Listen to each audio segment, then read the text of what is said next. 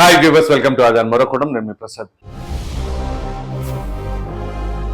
పోలవరంపై బాబు అధికారులు పరుగుల మీద పరుగులు. చంద్రబాబు నాయుడు గారు ఏదైతే ప్రమాణ స్వీకారం చేసి కొన్ని గంటల సమయం గడవక ముందే ఇప్పుడు అన్నిటి మీద సమీక్షా సమావేశాలు నిర్వహిస్తూ ఉన్నారు.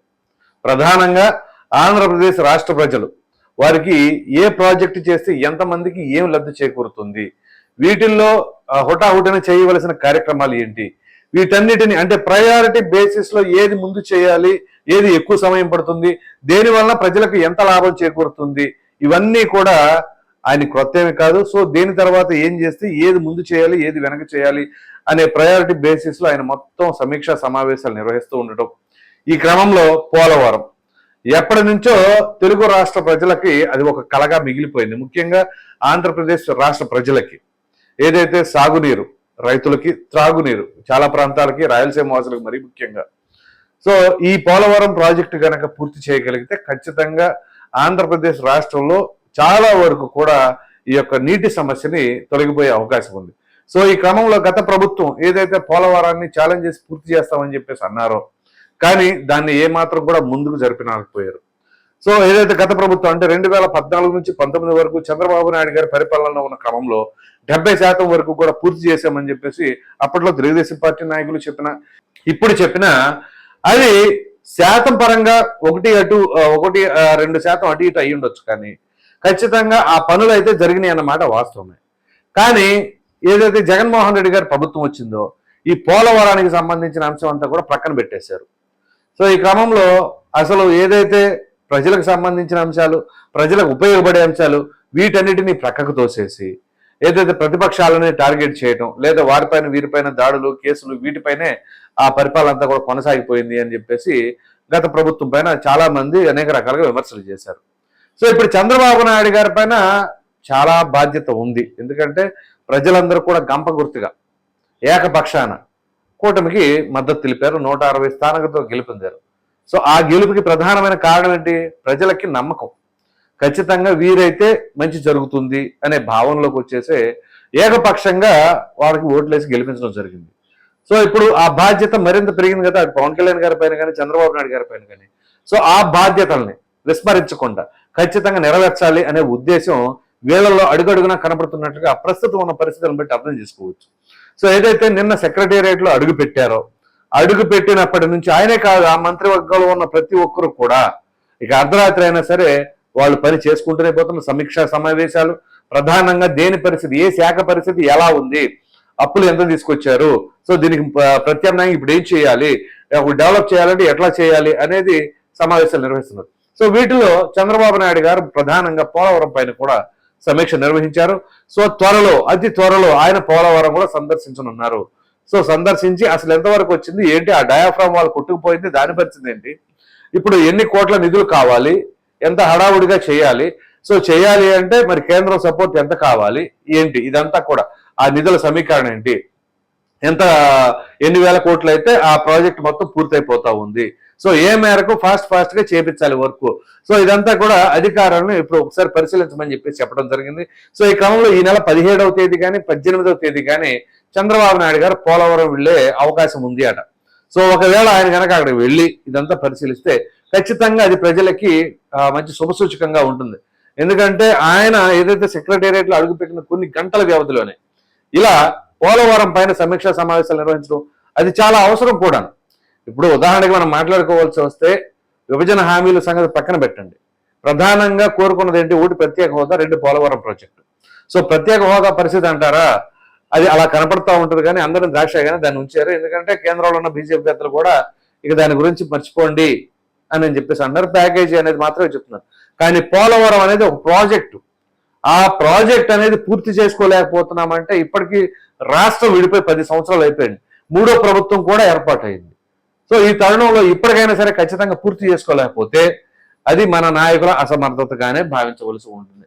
సో ఈ క్రమంలో ఇప్పుడు చంద్రబాబు నాయుడు గారు 2వ అధికారం చేపట్టారు కాబట్టి ఇది విభజించబడిన ఆంధ్రప్రదేశ్ లో ఖచ్చితంగా ఈ పోలవరం 5 సంవత్సరాలు కాదు, ఇంకా త్వరగానే మా అయితే 2 సంవత్సరాలు 3 సంవత్సరాల లోపే పూర్తయిపోవడానికి అయితే అవకాశాలు ఉన్నాయి.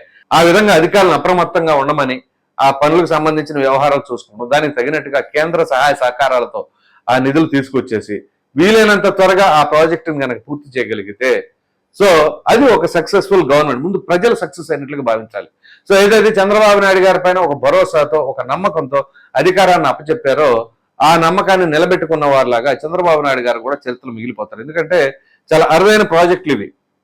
సో ఆయా రాష్ట్రాలకి చాలా అరుదుగా వచ్చే ప్రాజెక్టులు. ఆ ప్రాజెక్టులు కనుక ఒక ఛాలెంజ్తో కూడినవి. అదే విధంగా వాటిని పూర్తి చేయగలిగితే, సక్సెస్ఫుల్ గా కంప్లీట్ చేసుకోగలిగితే ఖచ్చితంగా ఆ ప్రాజెక్టుని ఎవరు నిర్మించినా, ఎవరు పూర్తి చేసినా, ఉదాహరణకి జగన్మోహన్ రెడ్డి గారు హయాంలో దాన్ని పూర్తి చేయగలిగితే ఆయన పేరు చరిత్రలో నిలిచిపోయేది. కానీ ఆయన అక్కడ పూర్తి చేయాల.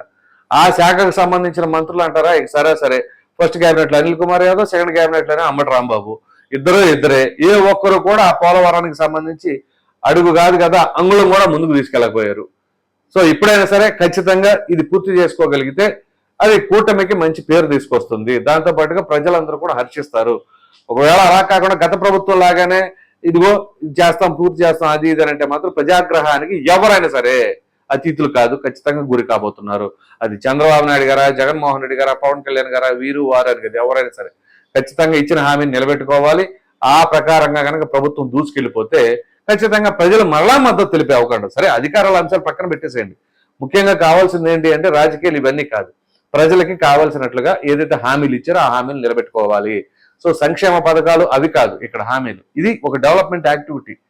ఒక పోలవరం అంటే రైతులందరికీ కూడా ఉపయోగపడేది. అదేవిధంగా చాలా మంది గ్రామస్తులకి ఇప్పటికీ త్రాగునీరు సదుపాయం లేక ఇబ్బందులు పడుతున్న పరిస్థితులు ఉన్నాయి. నేను మొన్న ఎన్నికల సమయానికి ముందు గ్రౌండ్ లెవెల్లో తిరుగుతున్నప్పుడు కొన్ని ప్రాంతాల్లో, ప్రకాశం జిల్లా కావచ్చు, రాయలసీమలో కొన్ని ప్రాంతాలు కావచ్చు, నీటి కొరత, వాళ్ళకి త్రాగునీరు కూడా లభించట్ల. సో అటువంటి ప్రాంతాలకి ఖచ్చితంగా ఆ సమస్యలను తీర్చవలసిన బాధ్యత కొత్తగా ఏర్పడిన ప్రభుత్వం పైన ఉన్నది. సో ఇప్పటికీ కూడా నీరు సరిగ్గా అంటే త్రాగునీరు దొరకట్లేదంటే ఇక రాష్ట్రంలో కొన్ని ప్రాంతాలు ఎలా ఉన్నాయో అర్థం చేసుకోండి. సో ఇటువంటి పోలవరం లాంటి పెద్ద ప్రాజెక్ట్ని ఖచ్చితంగా సక్సెస్ఫుల్గా పూర్తి చేయగలిగితే ప్రతి ఒక్కరి గొంతులోకి నీరు అవుతాయి, అలాగే ప్రతి ఒక్క మడిలోకి అంటే శాలల్లో కూడా ఆ నీళ్ళు వెళ్ళి రైతులకి పంటను ఇస్తాయి, ఆనందాన్ని ఇస్తాయి. సో దానివల్ల ప్రతి ఒక్కరు కూడా సంతోషంగా ఉండగలుగుతారు. ముఖ్యంగా రైతు కనుక సంతోషంగా ఉంటే ప్రజలందరూ బాగున్నట్టే, రాష్ట్రం బాగుపడుతుంది. సో ఆ విధంగా ఆ దశగా రాష్ట్ర ప్రభుత్వం ఖచ్చితంగా ఇప్పుడు వెళ్తుందని చెప్పేసి అనుకోవచ్చు. ప్రధానంగా చంద్రబాబు నాయుడు గారు ఆ విషయంలో మాత్రం ఎక్కడ జాప్యం చేయకుండా ఐఏఎస్ అధికారులు కావచ్చు, వాళ్ళందరినీ కావచ్చు పరుగులు పెట్టిస్తా ఉన్నారు. ఇదే చంద్రబాబు నాయుడు గారు అంటే ఆయనకు అది వీక్నెస్ గా చెప్పుకోవాలి, ఎలా చెప్పుకోవాలో తెలియదు. కానీ పదే ఆయన అధికారులతో ఒత్తిడి, ఆ పని ఈ పని అది ఎంతవరకు వచ్చింది, ఇది ఎంతవరకు వచ్చింది అని చెప్పేసి ఆయన రెస్ట్ తీసుకోరు, వేరే వాళ్ళు రెస్ట్ తీసుకునే అవకాశం కూడా ఇవ్వరు. సో అదే కొంతమందికి నచ్చదు. ఇప్పుడు జగన్మోహన్ రెడ్డి గారు ఉన్నారనుకోండి, ఆయన 5 సంవత్సరాల పదవీ కాలంలో ఎన్నిసార్లు సెక్రటేరియట్కి వెళ్ళారు, ఎన్ని సమీక్షా సమావేశాలు నిర్వహించారు. ఆయన ఎప్పుడు చూసినా కానీ ప్రధానంగా తన ఇంటి దగ్గర నుంచే వర్క్ ఫ్రమ్ హోమ్ అన్నట్లుగా ఆయన అక్కడ నుంచే ఏదైనా ఆదేశాలు జారీ చేయడం, అసలు పెద్దగా మాట్లాడరు అనుకోండి, ఏదో ఉంటే సజ్జల రామకృష్ణారెడ్డి గారే చూసుకునేవాళ్ళు. కానీ చంద్రబాబు నాయుడు గారు అలా కాదు. ప్రతి దాంట్లో కూడా, ప్రతి శాఖలో కూడా, ప్రతి అధికారితో కూడా మాట్లాడుతూ ఏ విధంగా ఉంది, ఏంటి దాని స్టేటస్ ఏంటి, దాని అప్గ్రేడేషన్ ఎట్లా చేయాలి, దానిలో డెవలప్మెంట్ యాక్టివిటీ ఏ విధంగా చేయాలి, ఇవన్నీ కూడా ఆయన ఆలోచిస్తూ ఉంటారు. అదే చంద్రబాబు నాయుడు గారు ఒక గొప్ప అడ్మినిస్ట్రేటర్ అని చాలా మంది కూడా అంటూ ఉంటారు. ఆయన అంటే ఇష్టపడిన వారు కూడా ఇదే మాట అంటూ ఉంటారు. సో దానికి ప్రత్యక్ష ఉదాహరణే ఇప్పుడు ప్రస్తుతం ఏర్పడిన ప్రభుత్వం. ఈ క్రమంలో ఆయన ఏదైతే హడావుడిగా సమీక్షా సమావేశాలు నిర్వహిస్తూ ఉన్నారో ఇదంతా కూడా ప్రజలకు ఒక శుభదాయకం అని చెప్పేసి అయితే మాత్రం అనుకోవాల్సి ఉంది. ఇది మొత్తానికి పరిస్థితి. ఈ వీడియో కనుక మీకు నచ్చినట్లు లైక్ చేయండి, షేర్ చేయండి. అదేవిధంగా పోలవరంపై బాబు అధికారులు పరుగుల మీద పరుగులు అన్నదానిపైన మీ విలువైన అభిప్రాయాన్ని కామెంట్ రూపంలో ఖచ్చితంగా తెలియజేయండి. మరిన్ని వీడియోస్ కోసం మన ఆదాయం ఛానల్ని సబ్స్క్రైబ్ చేయడం మాత్రం మర్చిపోకండి. Thank you.